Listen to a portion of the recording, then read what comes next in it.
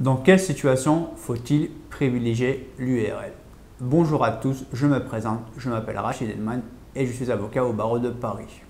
Vous souhaitez créer votre entreprise mais vous ignorez la bonne forme juridique adaptée à vos besoins. Aujourd'hui, je vais vous présenter les principaux mécanismes de l'URL. L'URL est une entreprise unipersonnelle à responsabilité limitée. Il s'agit de la version SARL en mode un seul associé. Vous avez un projet où vous souhaitez être le seul porteur. Dans ce cas, l'URL est une société qui peut vous convenir. Attention, cette décision peut avoir des impacts sur plusieurs points, notamment d'un point de vue social, fiscal et juridique. Si actuellement vous êtes le seul porteur de votre projet et que par la suite vous trouvez d'autres associés, vous avez parfaitement la possibilité de transformer l'URL en SARL. Il s'agit uniquement de céder une ou deux parts à un associé tiers et dans ce cas, la société se transforme automatiquement en SARL. Il faut savoir qu'à la différence de l'entreprise individuelle, dans le cadre de la SARL, vous avez l'obligation de verser un capital social. Concernant le capital social, il faut savoir qu'il n'existe aucune disposition vous demandant de verser un montant minimum. Vous avez parfaitement la possibilité de verser 1 euro. Le versement d'1 euro est fortement déconseillé pour la simple raison que vous perdez toute crédibilité vis-à-vis de vos investisseurs, de vos partenaires. Dans ces conditions, je vous invite vivement à réfléchir sur le montant à incorporer au moment où vous décidez de constituer votre société. L'URL est recommandée si vous souhaitez limiter les risques de votre investissement. Il faut savoir que votre responsabilité sera limitée au montant de vos apports. L'autre avantage de l'URL, c'est que vous disposez d'un secrétariat juridique simplifié.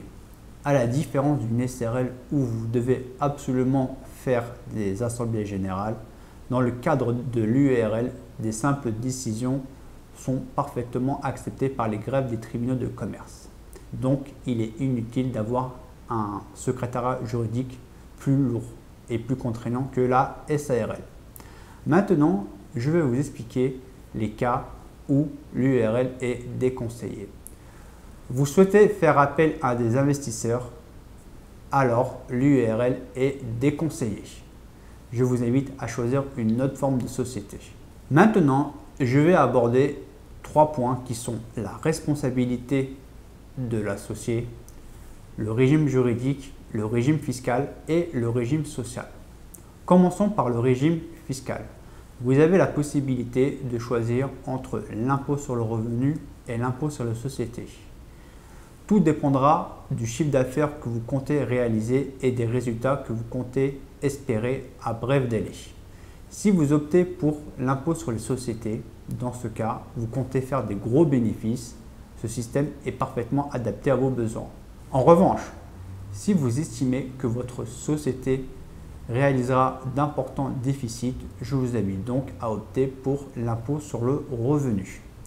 Concernant le volet social, le dirigeant de l'URL dispose du statut du TNS, ce qui est un statut non salarié. Ce statut présente l'inconvénient d'avoir une faible protection sociale.